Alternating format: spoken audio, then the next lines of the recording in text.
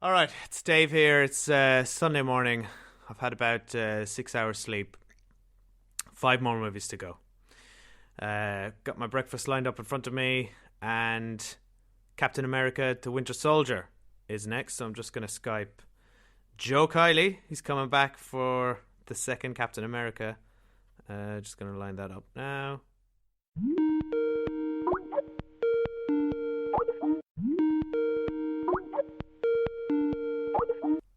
Hello, Joe. Dave, how are you this Sunday morning? Welcome back. Welcome back to you. How are you holding up? I'm all right. Yeah? Yeah, I'm okay. I'm slightly tired, slightly hungover. It's the best way to watch a 2-hour movie. I'm looking forward to this one. This is a good movie. I'm looking forward to seeing what you think of it. So this is the Russo brothers first came on board, and they've did the Captain America: Civil War, and they're doing the new Avengers movie, and they made a really good go of this. Yeah, I suppose I'm only familiar with their work on Community, but I'm looking forward to seeing what they did. I'm up for this. Just total open mind. I was pleasantly surprised by the first Avenger, and yeah, Winter Soldier. Here we go. All right, let's do this. I joined S.H.I.E.L.D. to protect people. Captain, To build a better world? sometimes means tearing the old one down. And that makes enemies. Right, credits are rolling. The Winter Soldier. We've watched the 2 post-credits mandatory scenes setting up later movies. Joe, what you think of that one? Yeah, I don't think I enjoyed it quite as much as the rip-roaring adventure that was the first Avenger.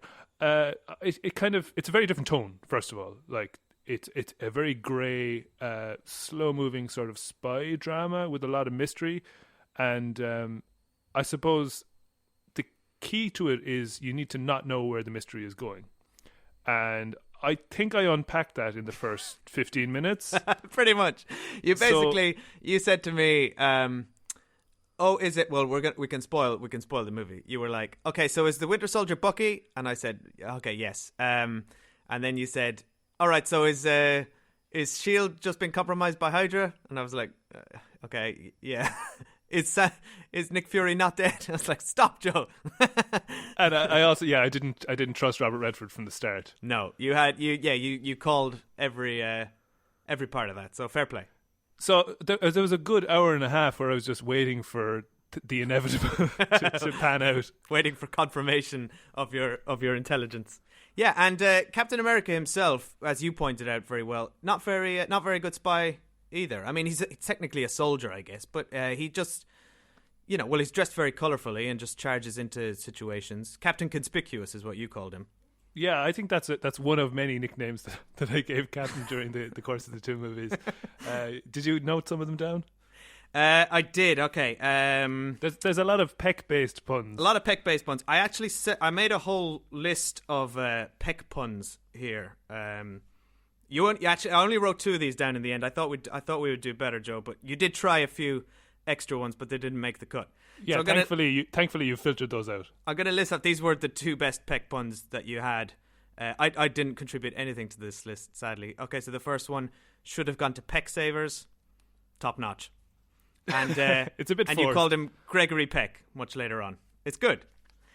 Although my personal favorite was because we were discussing the fact that Captain America is clearly a virgin, which we were chatting about in the first Avenger review yesterday, and you pointed out that he is the 95-year-old virgin, and you said it just guessing his age, and then like a line later he confirmed that he is in fact 95. So I don't know, had you done the maths?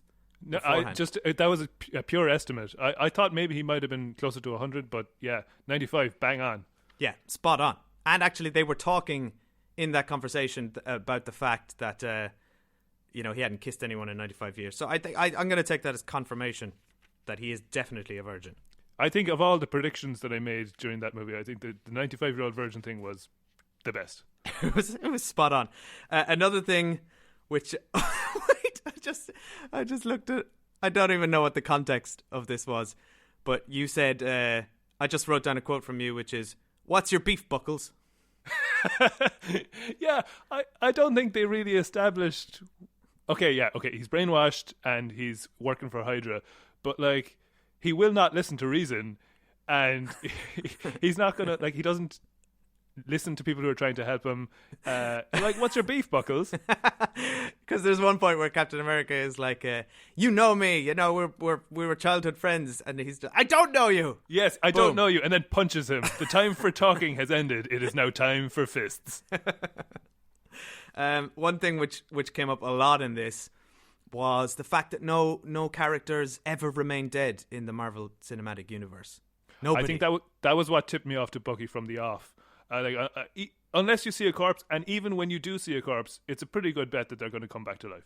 Exactly. We saw it with Agent Coulson died in the Avengers, and they just brought him back for the TV show, undid all the good that was done there.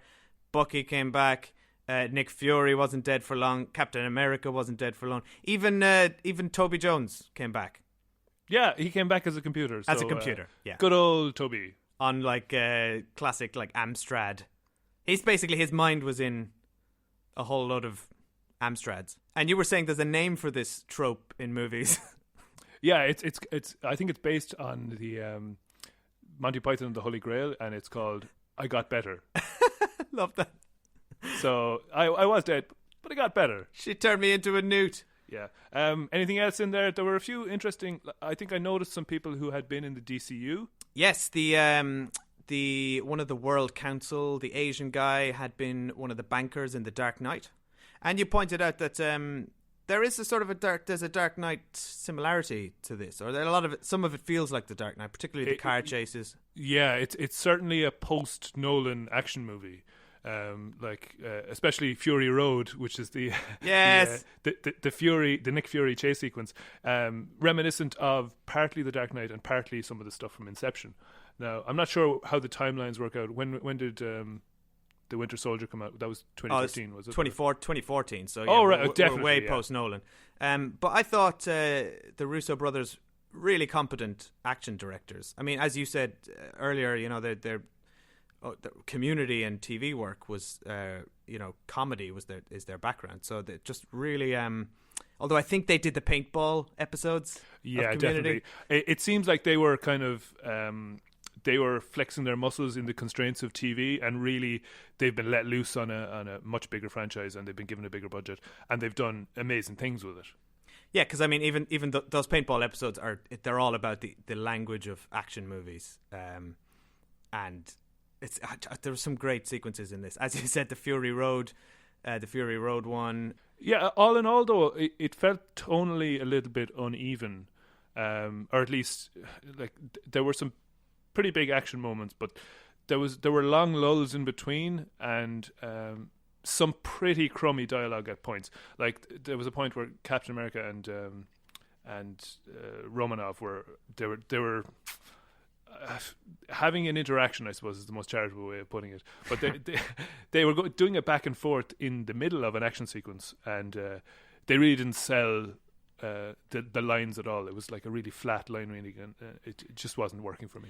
Yeah, they didn't really work as the sort of buddy cop duo, and I just don't think Scarlett Johansson can pull off quips. It was the same in the Avengers. Just feel I kind of cringe every time she does it. I'm struggling to think of an example where Scarlett was funny in a previous. I mean, like you go back to Ghost World, or maybe like she's quite wry and knowing. She kind of does. She does sardonic well. The likes of Lost in Translation, or even her was a kind of an interesting one for her. Scarlett Slamdown. You pointed out I've been doing a Black Widow scissor kick count this whole time. There were two of them in this, although you pointed out that we seem to have different definitions of what a scissor kick is. So I was thinking of when she like throws her thighs up on someone's head and sort of flips them round. Yeah, I think to me a scissor kick is more of an aerial kick involving the two legs. What you're describing is more like a thigh choke. Yeah, sort of a martial arts move. I think you might be right. So from now on, we're rebranding that to the Scarlet Widow thigh choke count. More importantly, Dave, how did we do on the Bechdel test? It's a fail, I'm afraid. There were quite a few female characters here who were named. So we had obviously Black Widow. We had Agent Carter had a scene. Maria Hill, played by Cobie Smulders. And then there was the nurse, Agent 13, who's his neighbour.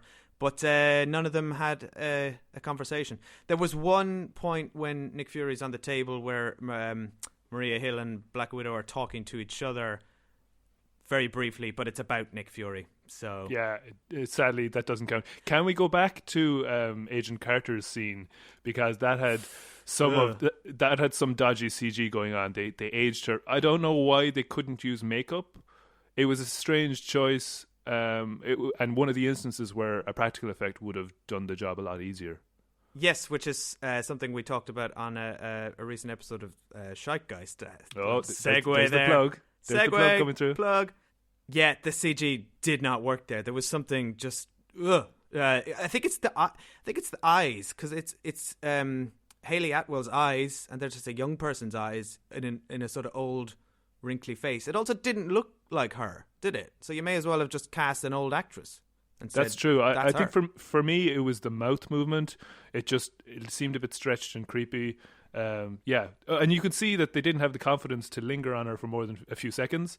A lot of her lines were delivered looking at Captain America, and she was shot from behind. So that kind of shows that they weren't really too confident in the results. Look away. I'm going to call that scene Aging Carter. Perfect. You're welcome. You have a count of the movie montages, don't you? And Captain jumping out of a plane. There was several examples of that. There was only one. I only counted one time he jumped out of a plane. Well, there's a few times at the end. Doesn't he hop out? Well, okay, they're not planes. Yeah, I guess it's they're aircraft. Yeah. All right, but he kind of falls. I think that's different. It has to be voluntary. He has got to know what he's doing, because he's got to say something like, I don't need a parachute. I'm Captain America. I'm paraphrasing, but I'm pretty sure that's what he said. So I'm going to leave that at one. I think falling out of a plane is a very different skill entirely. Yeah. Overall, I think I might be done with Captain America. I don't think I could sit through Civil War. It was fine, and I didn't hate it, but I think I've got the measure of Captain America now. So that's interesting. So you mentioned earlier you're more of a fan of the first Avenger than Winter Soldier. You had more fun with that. I had more fun. I think we mentioned, it seemed to borrow heavily from Indiana Jones, and it's got the Nazis, it's got the MacGuffin, and it's got a lot of the action set pieces are similar as well. So I think I was more on board for that. Whereas this whole All the President's Men kind of spy mystery thriller, I mean, if I didn't know how it was going to end, maybe, but I saw through that pretty quickly. So you're too clever. You're too clever for this movie. But in fairness, imagine being 10 or 12, let's say, and seeing this for the first time, and you don't have the baggage of all the previous spy craft and previous action movies you've seen. So this would blow you away if you hadn't been primed to look for these things. Well, it kind of blew me away. So does that mean that I have the mind of a 12-year-old? Not just the mind, you have the physique of a 12-year-old as well. That's what. Yeah, physically I am very much like Steve Rogers before the serum, but with less sort of creepy floaty CG face. Yeah, and to be fair, I don't think you volunteer to be beaten up quite so much. No, and I don't sacrifice myself at any opportunity. Another quote I wrote down from you was you literally screamed this near the end. You said, "Oh my God, stop sacrificing yourself." Yeah, it's totally needless. Again, like he finds himself on an aircraft. He could easily make a tidy escape, and he just hangs on for no reason. At least this time, he's not presumed dead. Presumed dead. These are words that I dread. Like in any screenplay, presumed dead is lazy writing. Presumed dead means see you in 2 movies. Yes, presumed coming back in a bit. And I'll be wearing a mask, so you won't know it's me for the first half of the movie. Exactly. Like Captain America was presumed dead twice in the first movie, and he was obviously recovered for present day. And Bucky, of course, presumed dead. Nick Fury, presumed Not dead. So dead. Just stop presuming. They should presume they're alive, because they're always alive. That's more often the case. So it should be presumed alive until proven dead. right? I know, but well, yeah, I suppose Nick Fury went to great lengths to prove himself dead, but He did. He's like, look at my grave. I got a grave.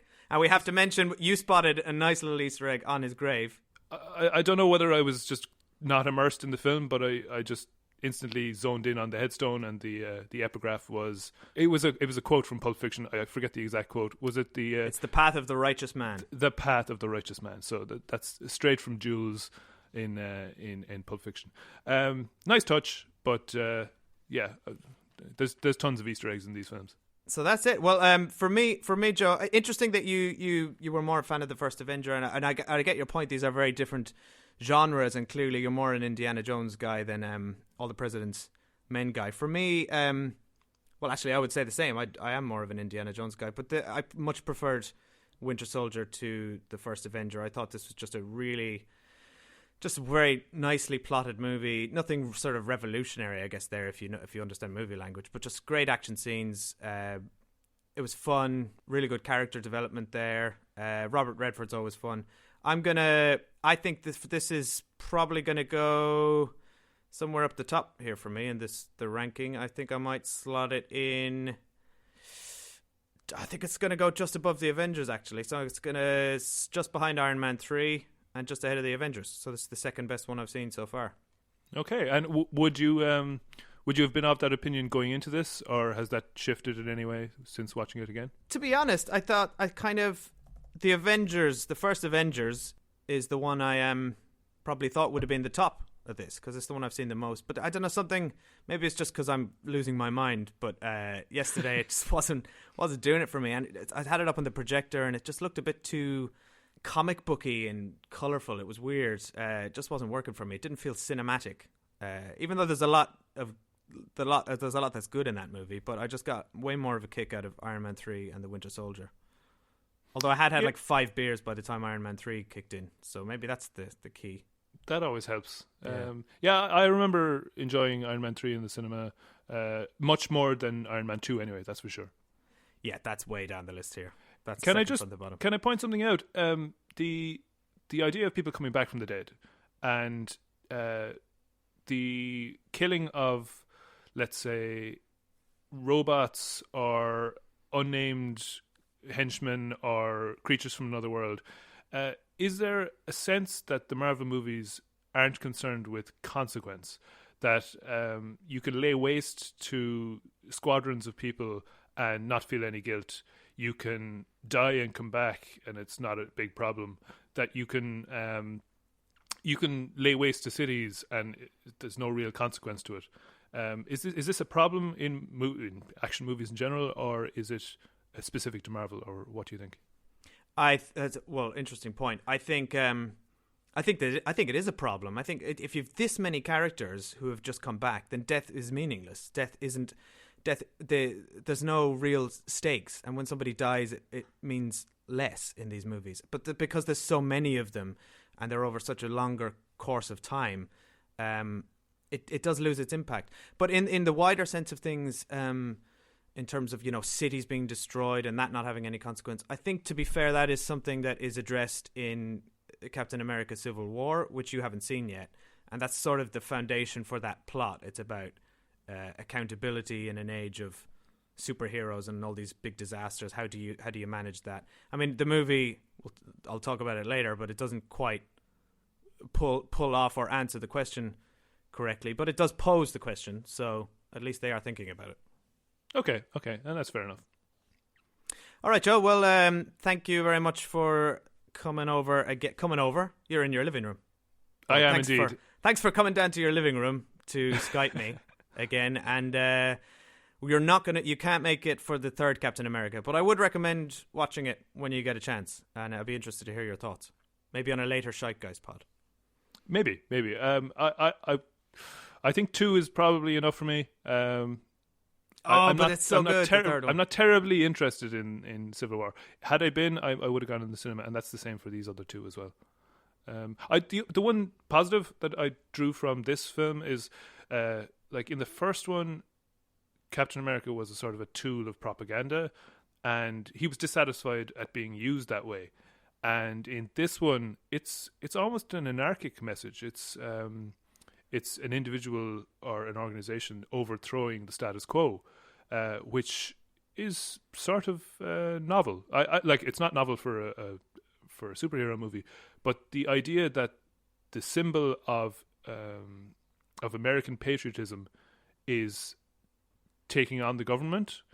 What is this? Is this some sort of a what are they called in the States? There's a movement of the word I'm looking for is libertarian. The idea that it's sort of an offshoot of republicanism, which says that we don't just need small government, we need no government, which is a kind of an anarchic concept. I think there's maybe a libertarian agenda in this film. Wow. Shit just got deep. Okay. Well, I've got nothing else to add on that. It probably is there. Make of that what you will. Burn the government. So, Joe, I'm going to leave you go. I've got to line up the next movie, and I've got Tom as my next guest, and he's going to be here any minute for Guardians of the Galaxy. All right, enjoy that. Yeah, I'm looking forward to this one.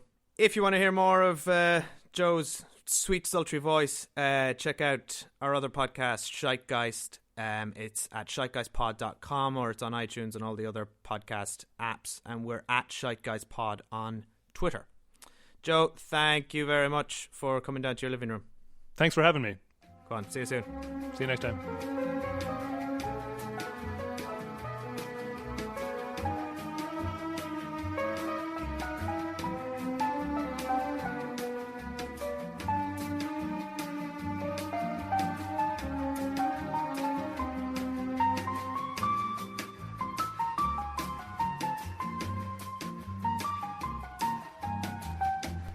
So just waiting for my next guest. It's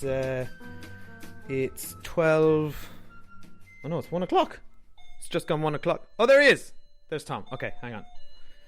That's convenient timing. Tom. Hello. Welcome to the Marvel movie thing. Why are you wearing odd socks? Because Cathy's not here. Yeah, and okay, so this is just living the dream. this is just when the cat's away. I wear odd socks. Yeah, well, she chooses my outfits for me. Okay. Not many people know this It's actually kind of about me creepy. and It's Cathy's really, relationship. Is this creeping you out? It's kind of worrying me a little bit. Well, yeah. one is black and one is white. It's They're actually not even subtly different. They're like, No, it wasn't close. But and I'm actually. they look so thick that it looks like you're wearing 3 socks on each foot. Okay, I actually am wearing 2 pairs of socks because it's a bit cold here. Do you think it's cold? I think it's lovely. I'm a 2 pairs of socks kind You of are, guy. yeah. So I've just been out walking. 2 pairs so of I'm odd good. socks. 2 pairs of odd socks. Yeah.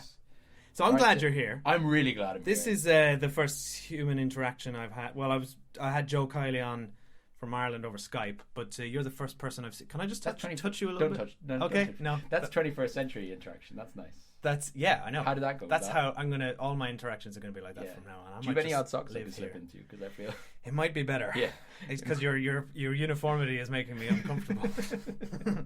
I like the purple black stripe thing you got thanks, going man. on. Yeah, there. yeah. It's good. It's kind of like superhero kind of style. Yeah. Yeah. Oh, you dressed for the occasion. Yeah. And of course, I haven't even commented on the fact that you're dressed as Captain America. Yeah, I just found it knocking around. We just moved into this place in Tooting, and it turns out the guy's got a load of costumes. It was just there. So it was just there. Yeah, Wow. and it fit like a glove. That was handy. Yeah, Been working out a little. snug. Yeah, Dude, yeah, you Yeah. got the whole pecs going on here. yeah, got some pecs. Yeah, That's got these the ones, abs. right? No, those are your biceps. This is this is You the were pecs. those. I switched my pecs. I switched my pecs and biceps before I get. Yeah, that's weird. Yeah, it's a superhero thing I got going on. Wow. Have you ever seen superhero? You're with super pecs and super biceps? anatomy man. It's very unusual. It's a Yeah. good look for you. Yeah. All right. Well, let's bring this inside. We'll Okay. I'm just gonna let's turn this off and we can get set up. There's no Okay. point in having this on while we're all sitting down. No, They're still then- listening to this. I'm gonna leave this in. It'd be like the cinema, but like way shorter. Oh yeah, Just like a your lot living shorter. room's It's right not a there. mile. So yeah, It's a like- couple of meters. It's like 10 seconds. Yeah. Yeah. The centimeters doesn't work. The cine crawl to the living room. Yeah, it No, just wouldn't. not that either. No. Right, we're going to brainstorm some All right. titles. We'll be back in a minute. Let's put on some elevator music in the meantime.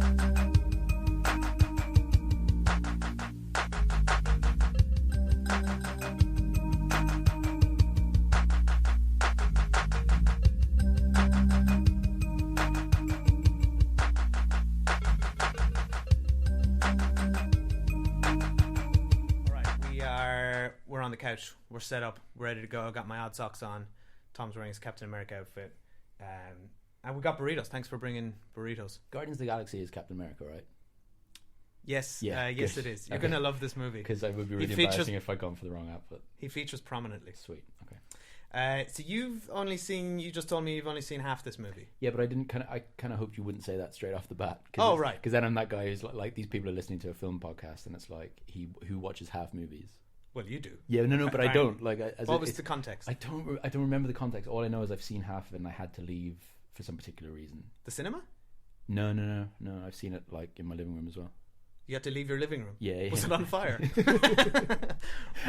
What happened? I got really into the film and I just started shooting it up a little bit. I can't remember. I was with Sarah. I can't remember, but I've Did Sarah turn it off? That's more plausible. That is more. No, but she's actually into like Marvel films and stuff. She's okay. So she wouldn't have turned it Then off. why did Sarah say that this was the stupidest idea she'd ever heard? The idea of like doing it back to back. I think it was definitely more aimed at you. Okay. Like I'm coming over to watch a film, have a chat. Well, it is a stupid You're idea. doing this like all weekend. Yeah. Yeah. Oh yeah. The and whole weekend. She's not that keen on you anyway. Okay. Hi, Sarah. Thanks She's for not listening. No, she's not listening. So even when I tell her it's like I'm on it, she's like still no, won't no listen. interest. Not Yeah, interested. No interest. Nor is she interested in the second half of Guardians of the Galaxy. No, it would appear not. You can relay it to her. Yeah. Oh, 100%. Yeah. Yeah. That's what I'm going to do. Well, it was the first half you saw. Yes. Yeah. Okay. So what do you remember? Very little. Clearly. Yeah. But that's just a kind of a life story for me generally, you know. Movies don't stick. Movies don't stick. No. I've got like some. You look really worried now. You're like, is he going to even remember Like, the film by the end of the film? And I'm like, yeah, I love the guy with the shield. He was pretty good. Yeah. This Avatar stuff's really good. No, I like Chris Pratt. I like kind of Parks and Recreation, and I remember actually. The worst thing is I actually remember really enjoying the first half of this film. Which is probably only. I can't remember why you didn't watch. But I can't. No, it's like we were dragged away for something. We had to go out or something. Or, okay. Yeah. So. And you never went back. No, I obviously didn't. No. Well, I'm trying to think. I think actually you might have seen the best. The best half. Maybe that's why. Maybe I've done this like podcast with someone else, and they're like, "Don't watch the second half." Don't watch the second half. Yeah. You're not missing much. No, I'm looking forward to it. All right. Well, let's stick it on. Looking forward to seeing your. Do you want to watch the first half again? Let's do that. Why don't we watch the second half first? Why don't we watch it in reverse? Yeah, that makes sense. And I'll be like, "That's totally how I saw this going." When I couldn't remember it 5 minutes ago. Like Pulp Fiction. It's reverse chronological. Yeah. All right. Without further ado, who says that? No one says that ever. People said that like 100 years ago. Yeah, I feel like I just needed to introduce it or something. Yeah. But you've had so much you practice. How have you introduced the other film? No, I don't know. Well, I've been by myself. So without further friends. All right, let's put on the movie. Let's guard the galaxy. Here's the movie. Oh, that's good. That was good, wasn't it? You should have said I should that. present this. Go on, you say it again. Say it again. Are you recording now? Oh, we've been recording this whole time. This is all staying in. Let's guard the galaxy. Hey, that's mine. You son of a... Hey, take those headphones off right now!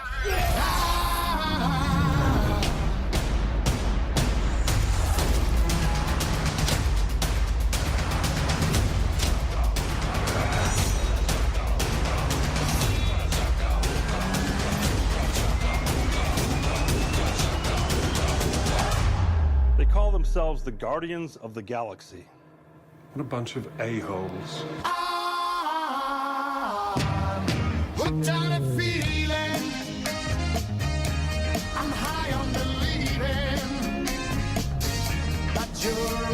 All right, we're taking a bit of a tea break. We're only halfway through the movie, and the internet cut out. Right?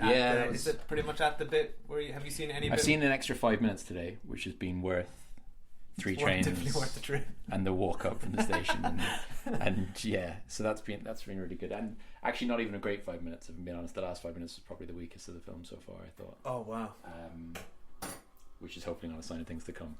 Well, next time you might see another 5 minutes, and then incrementally, You know, We should analyze every 5 minutes. We should take a Yeah. break, a tea break, and analyze the last 5 minutes in real time. Like, just literally, we could even do the dialogue. then we can ourselves. decide which was the best 5 minutes of the movie. Yeah. And that way, anyone who hasn't seen it, we could just say, just watch these 5 minutes. Go forward to like 72 Yeah. minutes in, It's and just the yeah, best 5 minutes. It's this You going to blow your mind. don't need the rest of Yeah, it.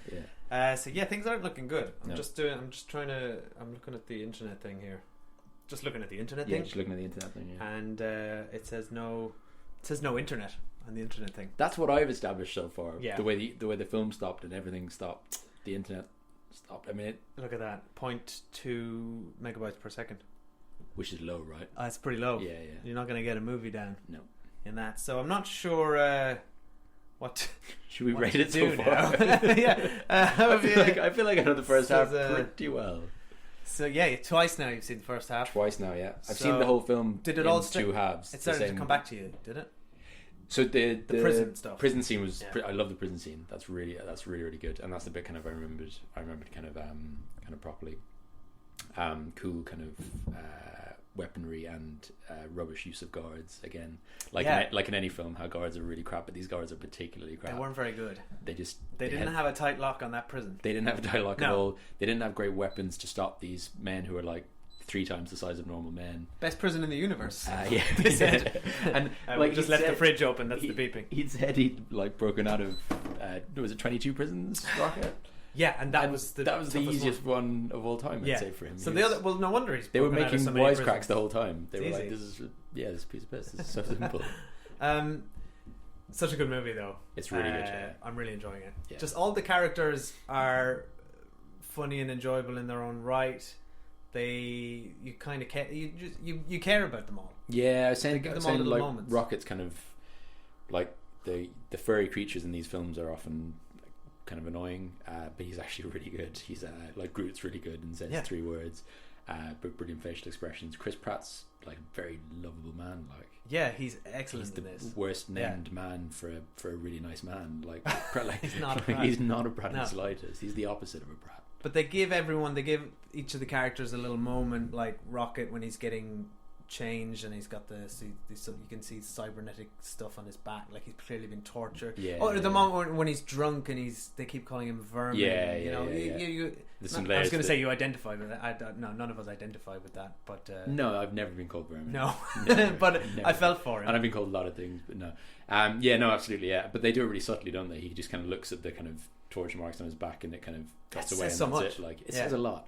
The only thing I don't, do you know, we've just seen the bit where he kind of rescues her, and they come in, and you know he's kind of lying on her, and Yes, when she's out in the Gamora's out in the space, and then he puts the mask on her. yeah, they can. I'm not buying that a huge amount in the kind of the love stuff, you know. Like No. like she's obviously clearly like very attractive, and She's sexy and green. she's sexy and green. What more and, do you want? And like you see in the opening scene, he's gone for like less sexy and kind of reddy pink.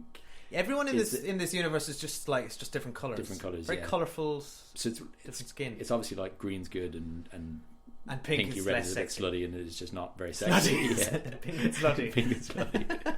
So he's moving up, but like, do you know the way they haven't like built up to that very much, and then suddenly he's kind of in love with her, you know? Like he tries the dancing thing, and she's kind Yeah. of she's. It's true. Yeah. They don't have a lot of time. They don't to establish. Yeah. That, I mean, that's in a lot of movies. Really, it's just Plus, like like, these two are just in love because hey, They have to be in love They're because in love, the yeah. man and the woman are Yeah. there, and and there's Man basically and a no woman. other. But that's how it goes, right? Yeah. All right, let's. I'm go going to check go that try internet speed fix this again. internet. We Yeah. might have to jump on the neighbour's Wi-Fi. If Okay. you're listening to this, Nick's an avid fan. He's our upstairs neighbour. Oh, so he's cool with you jumping on his Wi-Fi. Are you cool with this, Nick? He's- Well, if you're listening to this, it's already happened, Yeah. or it hasn't happened. Yeah. In which case, Tune in come later on, and Nick. find out. Right. See you in a bit.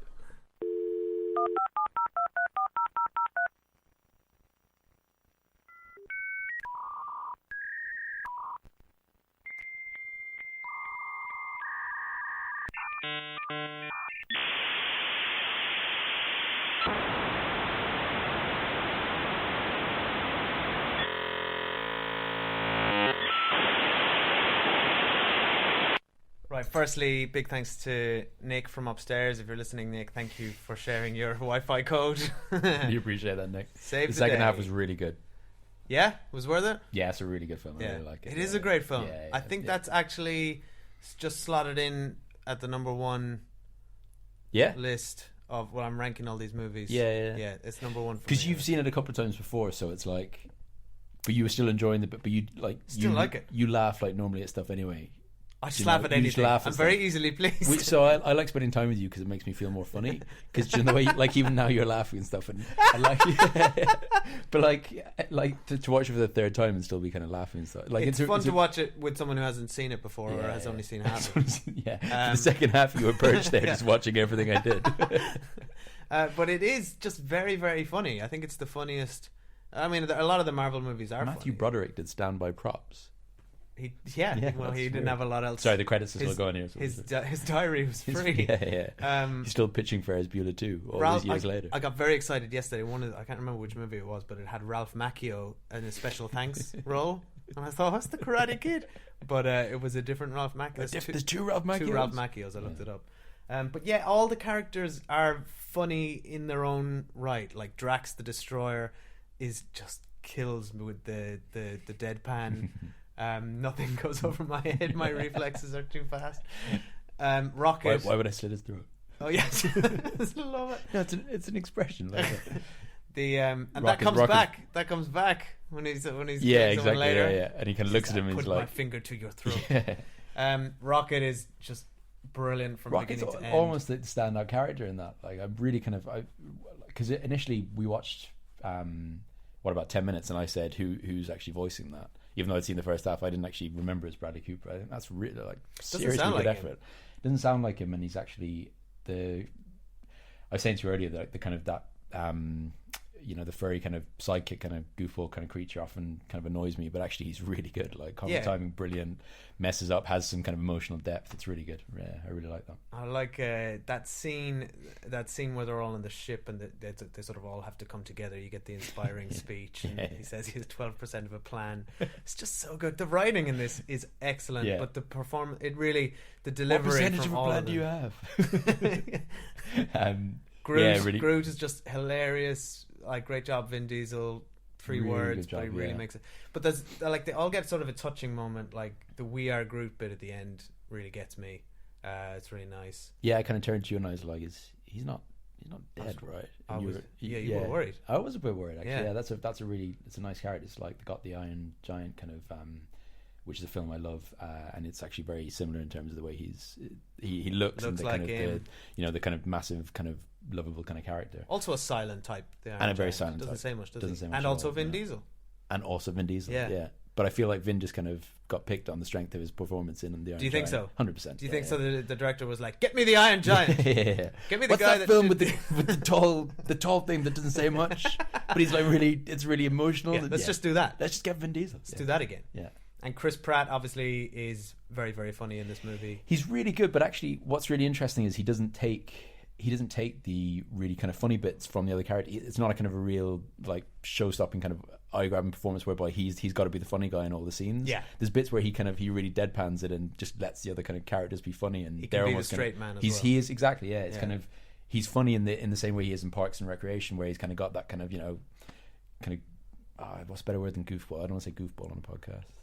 You could say goofball on I've the said podcast. it already, so I'll just say goofball. But he does that. It's a very similar thing where it's what you can almost kind of picture him kind of looking at the camera and kind of doing that kind of weird face kind of thing, But yeah, he's really good. But actually, kind of the performance, it's like the Fantastic Four or something, except way better. The four of them as kind of characters. Yeah, I love how they all sort of come together as a team. That sort of, it's a good format. It's a good sort of trope. The sort of misfits coming together. The band of misfits, whatever. The only thing is, Zoe Saldana's character is kind of. No, sorry, I've just spotted something. No raccoons or tree creatures were harmed during the making of this film. That's actually reassuring. What were you saying? Because there was nearly a tear when Groot. You thought he was genuinely dead. Yeah, no, I was a bit worried about him. Zoe Saldana's character is Gamora. Gamora. Oh wait, we've got another bit here. Oh yeah, this is the post-credit scene. So it's Benicio gets a little bit. Let's put up the volume here. Yeah. So it's. What do you let it lick you like that for? Gross. It's Howard the Duck. Brilliant. Because Howard the Duck is a Marvel character, All right. apparently. Okay. So it's twice now I've interrupted you. Well, Yeah. the film interrupted you that time. Yeah. So her character's the only thing slightly is she gets a little bit more needy and a little bit less cool as it progresses, I think. Yeah. As she kind of, realizes She was a kind badass at the beginning. Yeah, so when they're doing the scene where he's kind of trying to convince her to dance and she's like, get the hell off me, I'm not one of your, women. And then Not she's as, just weak at the knees later. And then, when she gets weak at the knees, she gets a little bit more... She gets a bit more needy and a bit more boring, I think. I don't know. Right. Her couple of funny lines, she doesn't deliver quite as well, I don't think, It's like the we're like Footloose bit, where she kind of refers Didn't work back. for you? Didn't work for me. Oh. No. Probably, She's lovely and green. And she's, and so green. yeah, she's really She nice really and pulls green. off the green. If she walked down the street, she would be 100% green, and no one would bat an eyelid. They'd be like, yeah, she's just a green. She's person. green. Yeah, I believe it. She's believably green. yeah, We were talking at the beginning, the credits, about, because it's always interesting to see who gets the with in the credits and who gets the and. yeah, And there were two withs, and we were with John C. Reilly, yeah. with Benicio del Toro, and Glenn Close. I think it was. Was it that way around? I thought Glenn Close was a with. Oh, maybe she and- was a with. So I thought Benicio. Oh, it was because you said you don't want to take the with from Glenn Close. You don't want to be the one to tell Yeah. Glenn Close she's not getting a with. You're not getting a with. It's like, Glenn, we've already got a with, but we really like you for this role where you're just going to say stuff and kind of phone it in. And she's like, why is she in this movie? Yeah, it's a bit weird. Do you think all the agents they're all fighting for the and? Like, because you want to get the and. But so what I was thinking Right. was Benicio del Toro's play has fewer lines than the other two in that, right?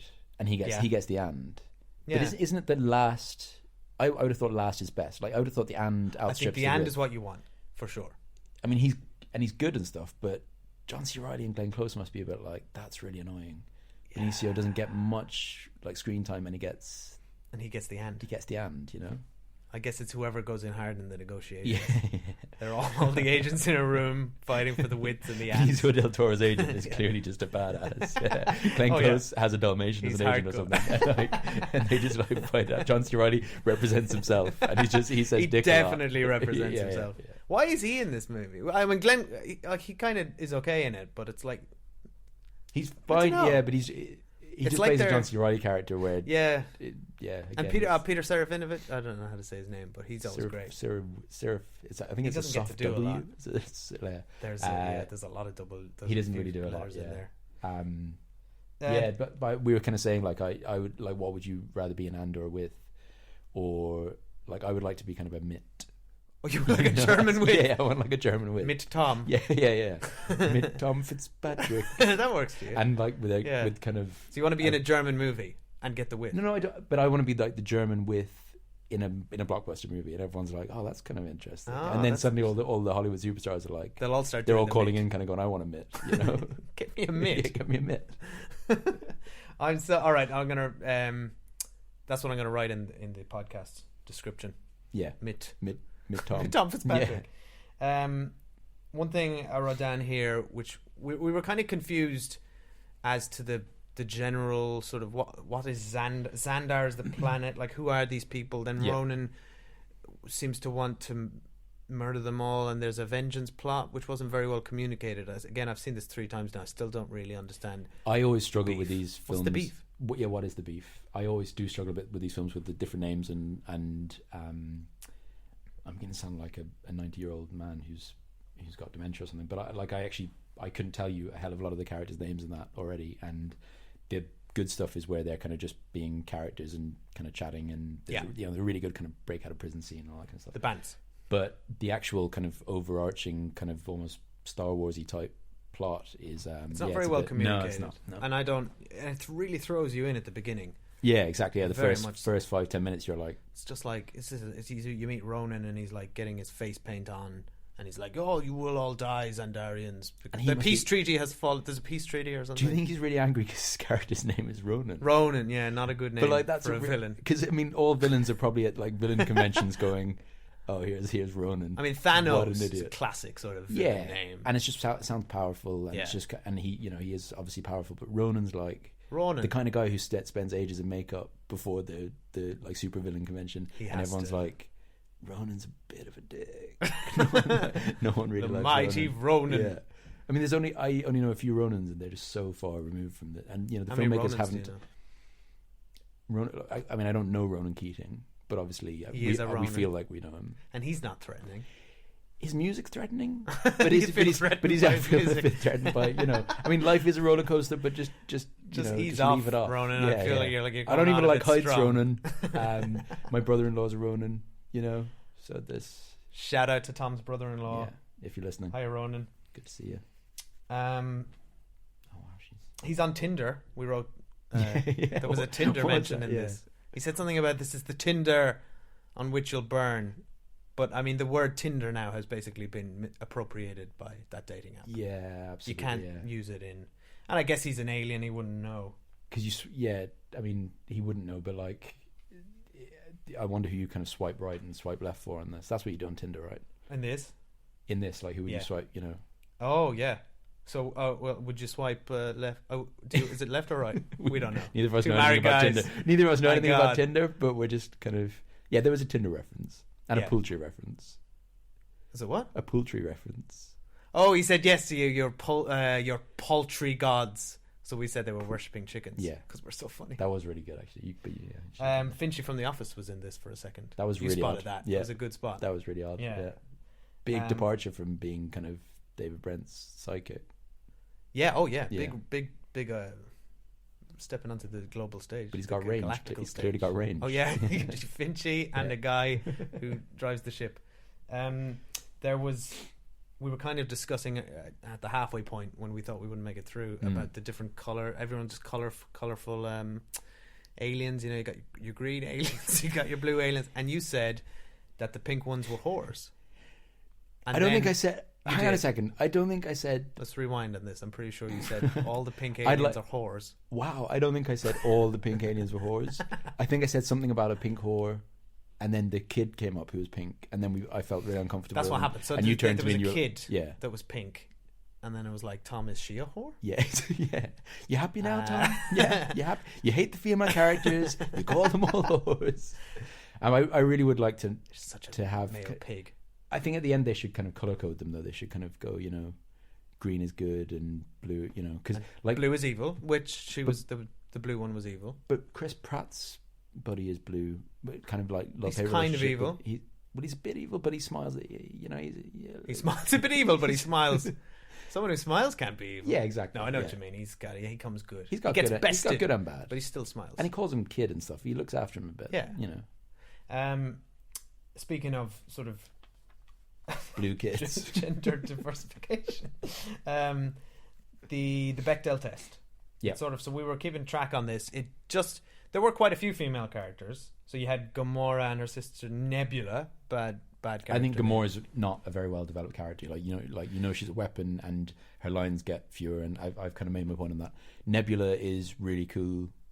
Yeah, when just like really angry, but she is readjusts all her bones. Yeah, that's pretty cool. And the makeup in this film, this was nominated for an Oscar for makeup. Was it? I think so. Yeah, but it did look just amazing. Absolutely like spectacular. We're actually watching some of the behind the scenes stuff here on the telly. It looks very cool. Like she's a particularly kind of cool looking character. But they did have a conversation briefly. They have a couple of brief conversations. Then they fight. It just reminded me of my sisters like fighting over. Your sisters fight like my that? sisters fight like exactly martial arts style. Yeah. Jesus Christ. Don't ever mess around with my sisters. The Fitzpatrick house is mental. Don't call pink women whores in front of them. They do not like that. No, they do not take kindly. No. So we're going to give it a pass. I'm going to give it a pass on the Bechdel test.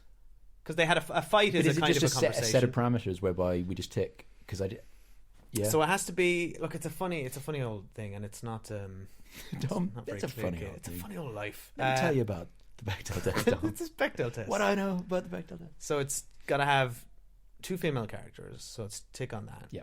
They have to have a conversation. That's a really low bar. Just two. I know, but you'd be surprised how many movies still. Where does this test come from? Don't pass. I looked it up yesterday. It's because I didn't know this. It's from a 1985 comic strip by some woman called Bechdel, and it was just in the comic strip. Okay. There was reference of this. I don't go see a movie unless it's these rules, and then it I don't know, just got picked up as a thing. But so it has to have at least two female characters. They have to be named, and they have to have a conversation, and the conversation has to be not about a man. Okay, so it definitely passes in that sense. Yeah. So just. And all right, so finally, I think this is the best Marvel movie that I've watched so far. So this is going in right at the top. It's right up there, right really up there good. with Iron Man 3. Because actually, do you know what I wonder is if with other kind of Marvel films and stuff, you end up liking them less as more sequels come out.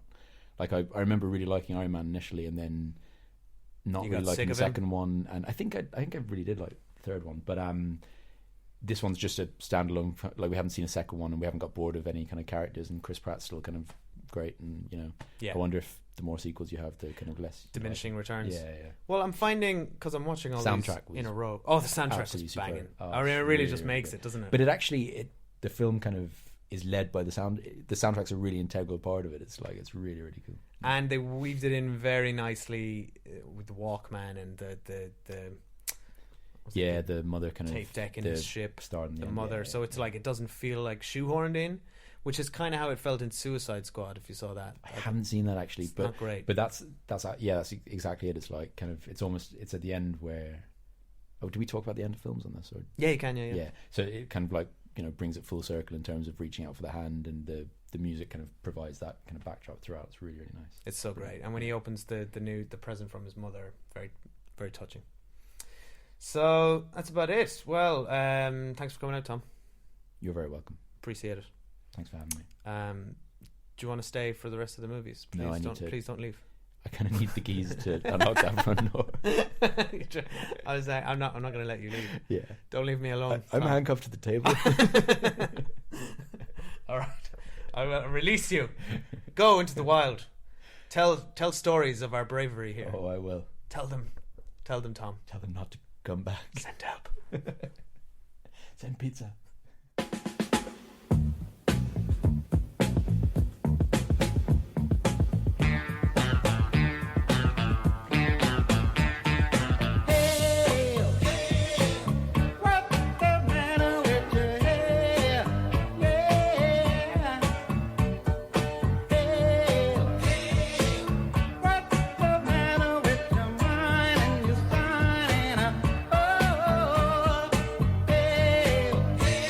Tom has left. I am back on my own for the rest of the night. But the end is in sight.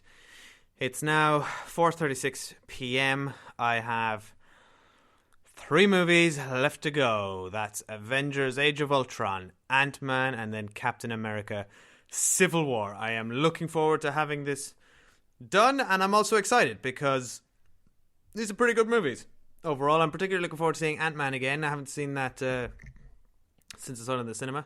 So yeah, and I'm feeling good. I'm not too tired. I'm a little bit wary. I'm starting to get those Sunday evening vibes, it's like your weekend's nearly over and you have to go back to work, and then you sort of look back at what you did and what you achieved, and you realise you just watched 13 movies in a row.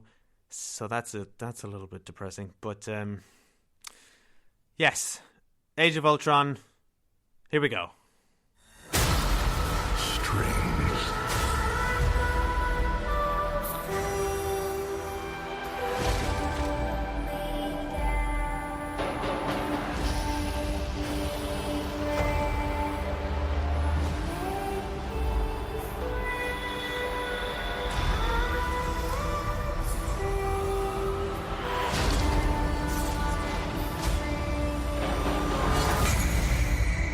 Okay, 11 down, 2 to go. Avengers Age of Ultron. So, I liked it. I liked that movie overall.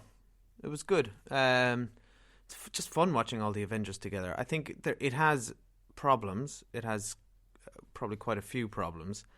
It all feels a little rushed, I would say. Maybe it's hard to get this the whole Ultron plot into one movie. It felt like it would have been better served to build it up over several movies, like they've kind of done with Thanos. He's a villain that deserves that, but it doesn't quite work. James Spader's he's a good voice actor, but I didn't quite get Ultron. Like, he wasn't evil enough. He was quipping too much. I mean, why would an evil robot be quipping? Why would he be making funny remarks? Why? How has he mastered sarcasm so quickly? Although it was it's a nice progression from Iron Man 3, this whole Iron Legion thing and AI, because for each of the Iron Man movies and the Avengers, there's this sort of escalation that Tony Stark does. He's always on to the next thing, and in Iron Man 3, he sort of builds, all his suits become automated, and so the next evolution of that would be drones, and I guess the next evolution to that is AI. So it is nice to get there. But there's almost just there's too much in this movie. It's very convoluted. You've got all that they have to. It was a tough job for Joss Whedon to get, to sell an Avengers movie, to introduce a new villain, to introduce 2 new characters in Scarlet Witch and Quicksilver, to set up sort of the next Avengers movie, or to create introduce another character, Vision, to introduce the Mind Stone and the Infinity Stones. Then also to set up Thor 3. I know a lot of people were complaining that Thor stuff felt a bit shoehorned in, but actually I thought it made sense. I mean, they kind of, not only do they have to set up Thor 3, and here's a role for that, but they also have to give a justifiable reason for why he and Bruce Banner aren't in Captain America Civil War, and I felt like that was justified. I still don't really know what Vision is. I think he's Jarvis mixed with some sort of synthesized flesh, and he's got the Mind Stone in him. I don't know. I mean, so much stuff happens that and I've seen this a few times now, and I still don't quite have my head around it. What Joss Whedon does really well is dialogue. He's just such a snappy writer. I see a suit of armor around the world is a nice line from Tony Stark. I mean, there's a great line from Hawkeye when they're in the battle. He says, the city's flying, we're fighting robots, and I have a bow and arrow. None of this makes sense. I mean, it's a little bit sort of meta maybe, but it got a laugh. It got a laugh, I say. I laughed by myself, that is. There's some good stuff in this movie. Iron Man versus the Hulk in the unnamed African city was great. I love that. It's like, why not just name where they are in Africa? You were in New York for the Avengers. They've been to London. They always name these cities, but then it's just like, I think the title was just Salvage Yard, African Coast.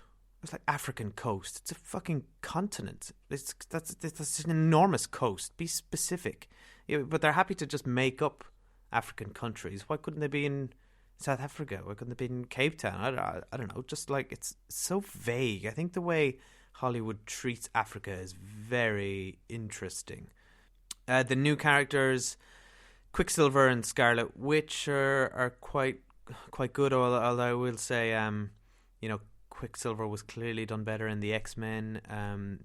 They got there first with him. He's better. He's more fun, the other guy that plays him in the X-Men movies, and they do the.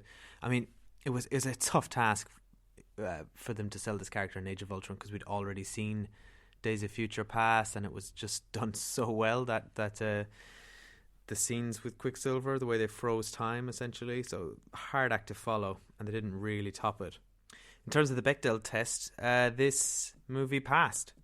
There were 4 sort of main named female characters. You got Black Widow, Maria Hill. There was the doctor whose name I missed, who's making the skin stuff, and Scarlet Witch. Oh, and there's 5 actually, because there was Hawkeye's wife, and Hawkeye's wife and Black Widow have a conversation about her baby at the beginning, which actually, turned out to be a boy. So was the conversation technically about a man? Oh shit! Did you just lose your Bechdel score, Ultron? No, I'm gonna give him a pass. I think that's okay. Joe earlier, who I was talking to on the Captain America movies, made a very good point about this movie, that it's called Age of Ultron, but it does not last anywhere near an age. I mean, I don't know what the exact definition of an age is, but this movie lasts, what is it, a few days, a week at most. Joe said it should have been called Weekend at Ultron's, which I think is a much more fitting title for it. The Black Widow thigh choke count, I didn't count any in this. I mean, it's possible I missed it. I wasn't, to be honest, I wasn't 100% paying attention. I kind of tuned out a bit through this movie. I think I may be hitting the wall. I may be hitting the Marvel wall here. But I think Ant-Man will bring me back because that's the freshest one to me in terms of I've seen it the least amount of times, just one time. I've seen a lot of... I've actually seen all of these movies at least twice before this. And so this will be my second time watching Ant-Man. Captain America didn't jump out of a plane in this movie. Not that I saw, anyway. Again, I wasn't paying close enough attention. There was one montage, though, in the middle, or very early on, in fact, which was Tony and Bruce making Ultron. I liked that they sort of led us down the path of Hawkeye dying, or at least, it was setting that up nicely. We met his wife and family, and he was going to retire. I mean, Joss Whedon really took us down that path. And then there was a moment where, there's a child left in the city, and then Hawkeye sees him, and you think, oh shit, he's gonna croak it. But Quicksilver gets it in the end, which is, it was a good little last minute twist on it. But it's like they need to start killing off main people in there, or really big characters in this universe. As I was saying with Joe earlier, I mean, death is not a consequence in this universe. People die and then they come back. People need to die and stay dead, and that way there'll be more threat, and the villain will be more threatening. Ultron just wasn't threatening enough in this, really, for something that was threatening the end of humanity. Just didn't work. He was making too many jokes. I don't want my villains that jokey. Right, so that's Age of Ultron. I'm going to nip out to the shops for a walk, and then I come back and watch Ant-Man.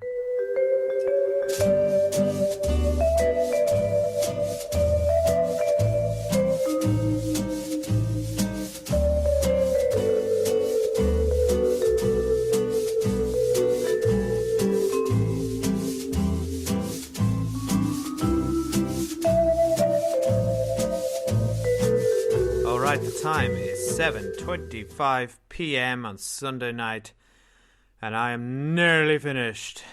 I just had a nice dinner, and I went up to the shop and treated myself to a couple of what are they called? Millionaire shortcakes, shortbreads, millionaire cakes, little gazillionaire cakey things. All right. Oh yeah, that was very good. Like chocolate and toffee and caramel. Oh my god, I'm so alone. Cathy, come back. I regret everything. I was starting to think of all the things I could have done this weekend. All I could have achieved. I could have written a screenplay. It's better than some of these movies, possibly. Now, who am I kidding? All right, look, you know the score at this stage. I'm just going to watch Ant-Man now. Bye. So good. And I believe everyone deserves a shot at redemption. Do you? Absolutely. My days of breaking into places and stealing stuff are over. What do you want me to do? I want you to break into a place and steal some stuff. Makes sense. Okay, Ant-Man, that was a lot of fun. Really enjoyed that. Really holds up. It's Paul Rudd is just great as Scott Lang. So cool to see Michael Douglas back on screen. Haven't seen him in ages. The young Michael Douglas at the beginning, that's amazing effects work. Like very, very convincing. And they did something similar with Robert Downey Jr. in Civil War. Wow, like so much better than the aging thing they did on Haley Atwell for Winter Soldier. It's like, wow, it just looked like they just had Michael Douglas from the actual 80s acting again. It was incredible. I was thinking like they should just do that to Harrison Ford so he can play Indiana Jones again rather than like recasting it or whatever the hell they're going to do. Just think of the possibilities. You could do he could play himself in the Han Solo prequel.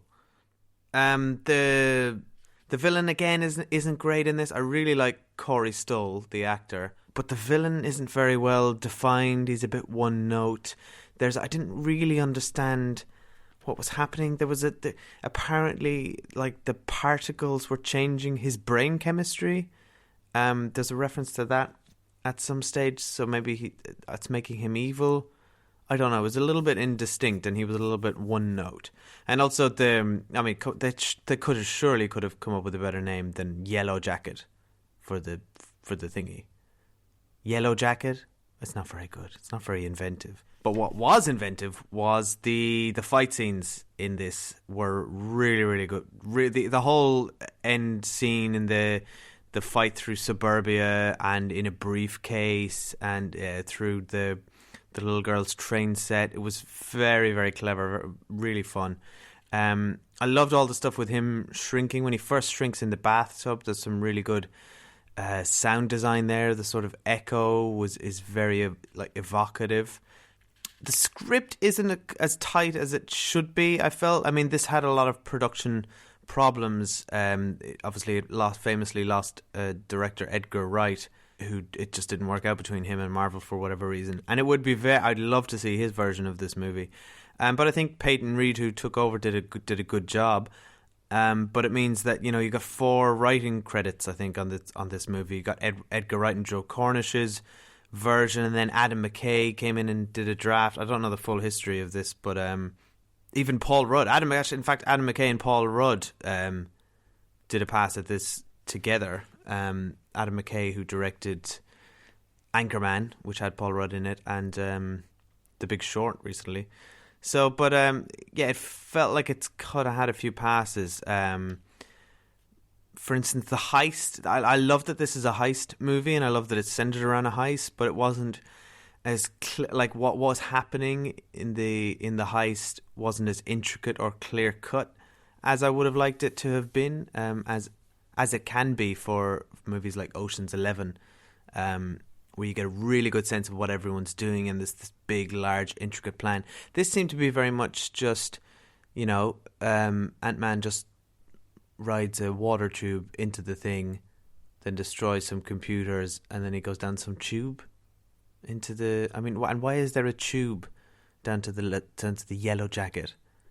That didn't make any sense. Just put it in a completely sealed container, no? And Hank Pym's plan to get Scott Lang to break into his house and try on the suit, and then he lures him there by paying a cleaner to tell her friend to tell his friend who he plays baseball with to tell Michael Pena to tell Scott Lang. It's like, this doesn't make any sense. How could it? The series of events that would have had to happen for him to even be interested in this heist is just ridiculous. Michael Douglas should have just gone to him and said, I'll pay all your child support if you do this. Just hire him. That would have been a lot easier. He was looking for a job at the very beginning. He was working in Baskin Robbins. You don't need to go to this ridiculously intricate plan. As much fun as it was to have Michael Pena relate the story the 2 times that happens in the movies, it's a fun little touch. Michael Pena was a lot of fun in this movie, in fact. The comedy in this was great. There was a very light touch.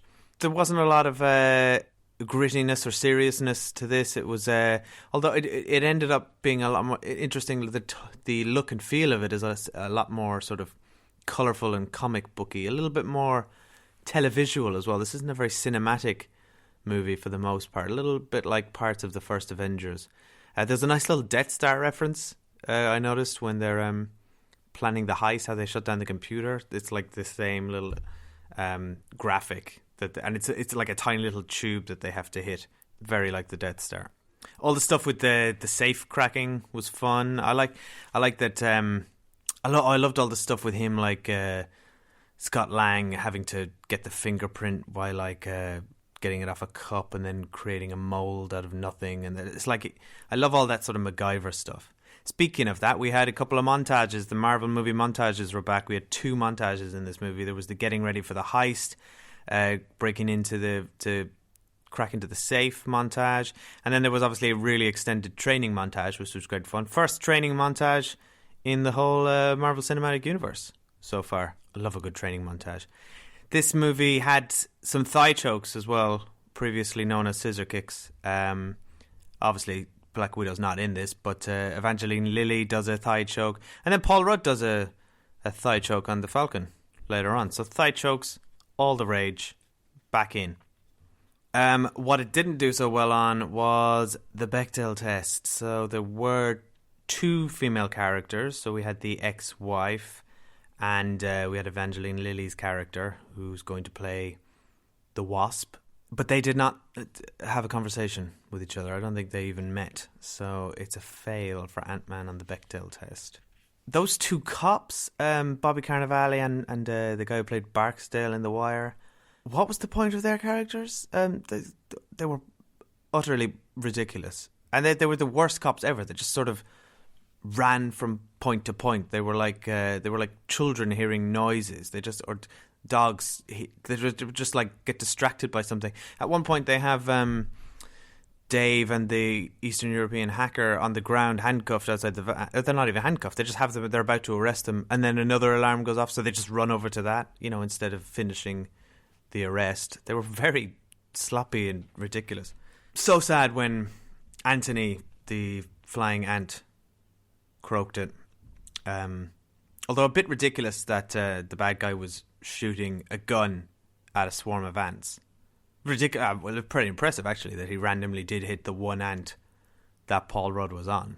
But that wouldn't be the thing I'd do if there was a swarm of ants flying at me. You wouldn't reach for your gun. And I like the little kiss at the end. The way they did that, it was Michael Douglas opening the door and they were already kissing. It was kind of low key and fun. There was some nice interactions between those 3 characters. Michael Douglas seemed to be having a lot of fun in this as well. So I'm looking forward to seeing them all again in Ant-Man and the Wasp, which is out next year or the year after, I think. All the stuff with the quantum realm and going subatomic, I'm guessing that's going to tie into Doctor Strange somewhat. And I mean, obviously Hank Pym's wife is alive somewhere in the quantum realm. All right, I'm going to grab a cup of tea and then we'll go into the final movie.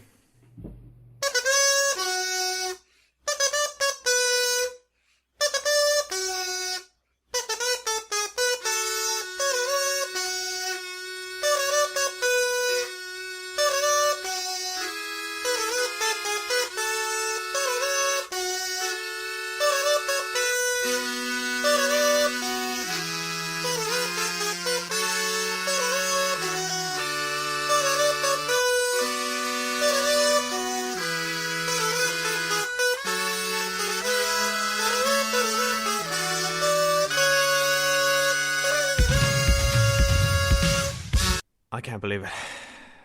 Finally here. Made it to the end. Last movie. It is 9:10, 9:45 in other words. PM on Sunday night. I've been at this since, 10 PM on Friday night? I think so. This is about 28 hours of movies in total. This really has been a marathon. It's been a bit of a slog in parts. I'm feeling pretty good now, actually, despite the fact that I have to go to work tomorrow and I'm probably going to be exhausted. And I haven't actually done anything or achieved anything this weekend. But it's been fun. Anyway, I'm getting a bit retrospective. I'll probably say that for the end. Last up is Captain America Civil War, which I went to see with Cathy in the cinema. It was our second ever review on this show. So go listen to that if you haven't listened to it already. And Cathy didn't like it very much, wasn't a fan. I liked it very much. I went again in the cinema. I liked it so much by myself. So this is my 3rd time seeing it. That was back in May, so it's not even 6 months have passed. So 3 times in 6 months. I mean, if that's not fanboy levels, I don't know what is. But I'm looking forward to this. I'm going to throw this up on the projector now, so I'm just looking forward to watching that big airport battle again. That was amazing. I'm not looking forward to the length of this. It's like 2.5 hours long. which means it's going to be after midnight. Anyway, maybe if I stop shiting on here and just start it, it'll be over sooner. So see you on the other side. Civil War. Captain, people are afraid. That's why I'm here. We need to be put in check. Whatever form that takes, I'm game. I'm sorry, Tony. If I see a situation pointed south, I can't ignore it. Sometimes I wish I could. Sometimes I want to punch you in your perfect teeth. I know we're not perfect. But the safest hands are still our own.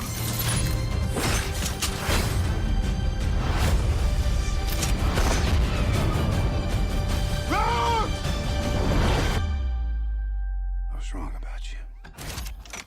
Yes! I did it. It's 12:30. Monday morning. Oh my God, Monday morning. I'm going to work in 7 hours. I did it. What an achievement. Can I be proud of this? Probably not.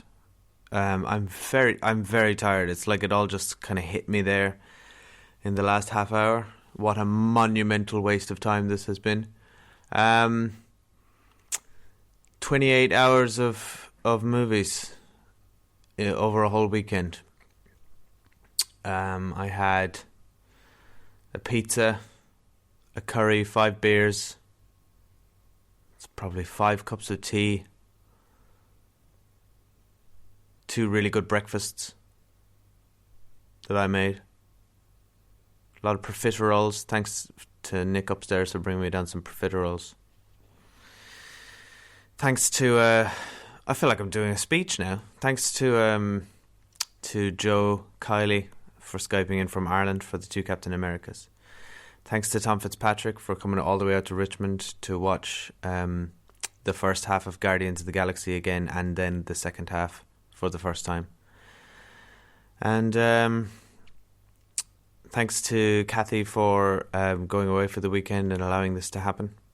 I don't know if I should be thanking you for this, Cathy, because it's kind of driven me demented. Yeah, there's my award ceremony speech. So quick chat about Civil War. So good. I love that movie. It's so well done. It's just so cool.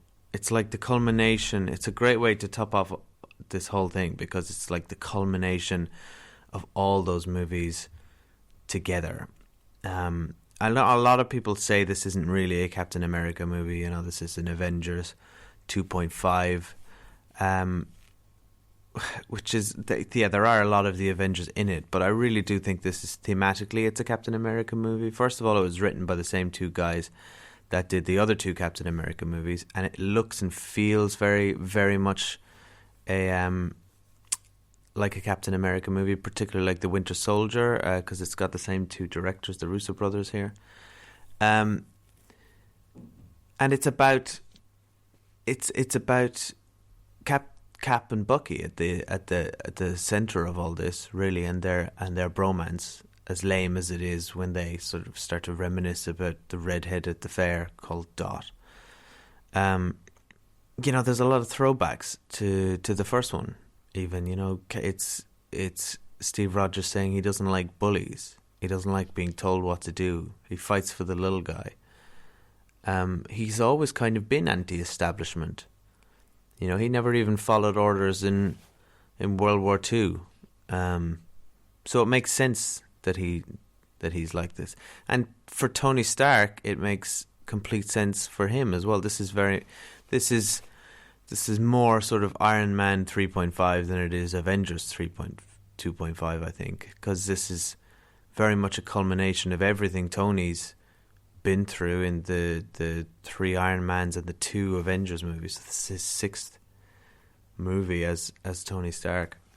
But this makes sense. You know, he started as a brash rebel, as I mentioned in my Iron Man 2 review. You know, it's a nice callback that he's in a Senate hearing about handing over the Iron Man to the government and to be accountable. for his actions, and now he's done a sort of a full U-turn, but he's changed a lot since then. They all have.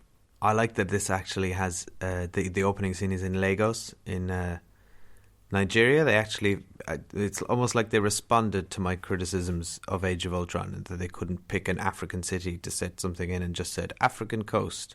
So they actually picked an African city this time, and they put it right next to a fictitious African city, Wakanda, which we're going to see more of in the Black Panther movie. Zemo's plan, I really like Zemo as a villain. He's literally very human, and it's sort of makes for a nice sort of unraveling mystery, which I enjoyed the first time I saw this. But his plan, the intricacies of his plan don't really hold up to much scrutiny. There's a very funny Honest Trailers video from Screen Junkies about this movie, and they sort of list out everything that has to happen for Zemo's plan to take effect, and it's pretty ridiculous. Also, why is he asking about people about this date? Like, if he already knows the date that this happened, that surely he already has the information he needs. So why is he asking people for the date for this? I guess maybe he needed the video footage. I don't know. It's totes inappropriate that Captain America is getting off with Peggy's niece. That's weird. It'd be like if I was like frozen in time for 60 years, and then Cathy died, and then I like got off with one of her relatives at the funeral. That's inappropriate, I'm pretty sure. I mean, I guess Steve and Peggy were never in a relationship, but still. Come on, dude. Speaking of pointless relationships, they seem to be building up something between Vision and Wanda the Scarlet Witch, but I couldn't muster any courage to care in any of the 3 times I've seen this movie. Vision just feels like he's in a different series of movies altogether. I think this is the problem with the Marvel Universe, is that because you've got, you know, you can have sort of grounded little movies like Ant-Man, grounded, it's not grounded, but you can have little movies about, you know, heists, like little, pun intended, not intended, that was an accident.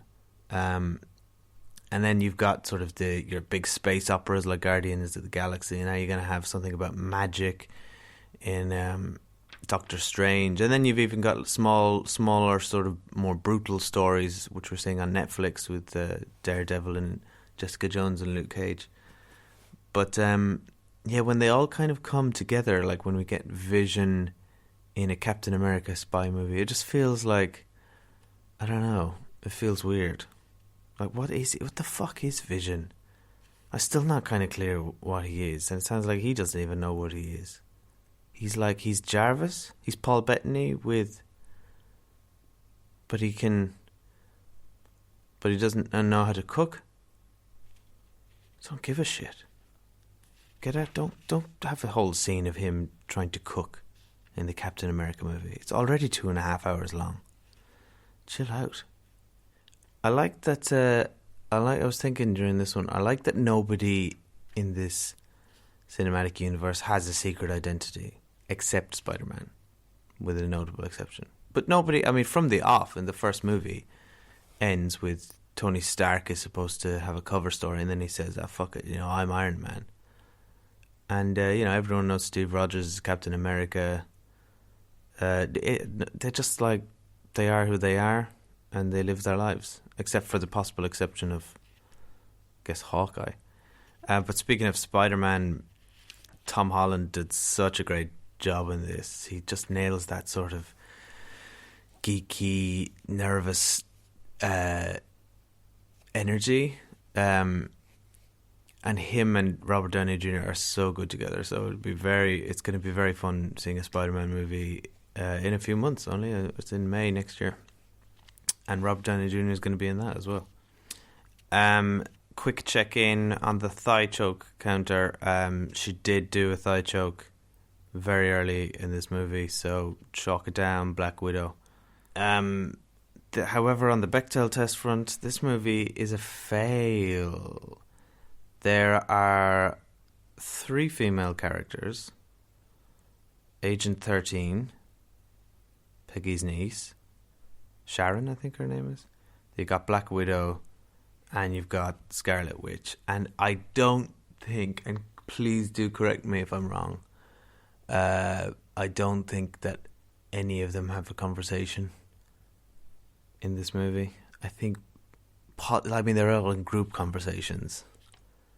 It's kind of on the fence here, but it's a very male movie, and if we're just strictly looking at this Bechdel test as the criteria are set, then I think it's a fail. There's also a nice throwback to like one of the very first scenes of First Avenger, when Cap is, getting beaten up outside an alley in the cinema, and he says, "I can do this all day," and he says the same thing to Tony during their fight, and that's just a testament to the character. He's stubborn. It's like Joe was saying earlier. He's just like he's always willing to sacrifice himself for a greater cause. I mean, stop sacrificing yourself, buddy, as Joe said.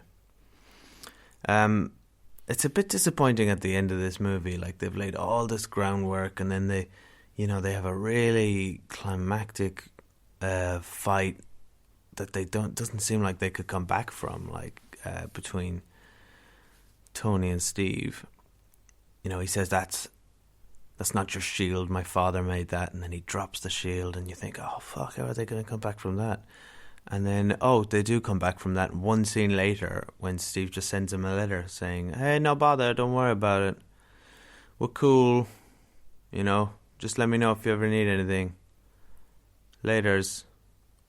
It's like, what was the point of this whole movie then? I guess they're on the run now. That's a big difference. Most of them are on the run.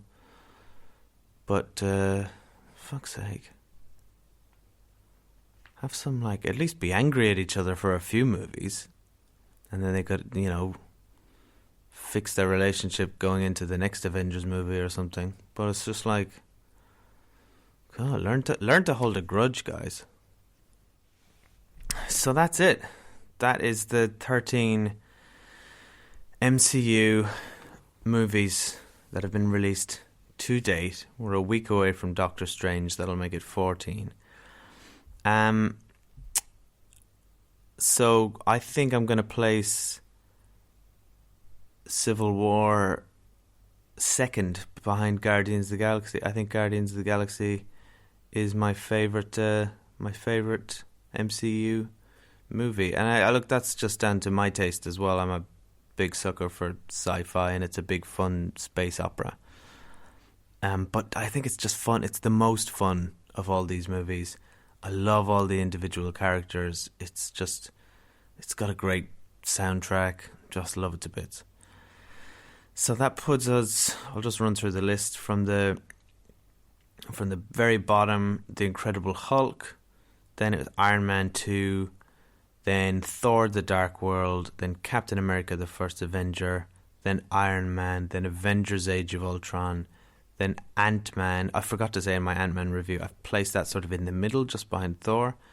So there's Ant-Man, then Thor, then the Avengers, then the Winter Soldier, then Iron Man 3, then Captain America: Civil War, and then Guardians of the Galaxy. And I cannot wait for more Guardians of the Galaxy next year. It'll be interesting to see if they bring all those characters together with all the stuff happening on Earth in the Avengers, I guess. Anyway, I loved watching these movies. It's been a bit of a slog doing it all in one go in one weekend. I don't think I'll do this again. That was foolish from the start. And it just filled up my whole weekend. But I really did enjoy it. I enjoy all these movies. They're just so much fun. I love how they all connect with each other. I love how they're all so different. And now they've got such a vast playing field of characters to play with. They've got this great canvas, literally a universe of characters that they can just add people into, take people out of.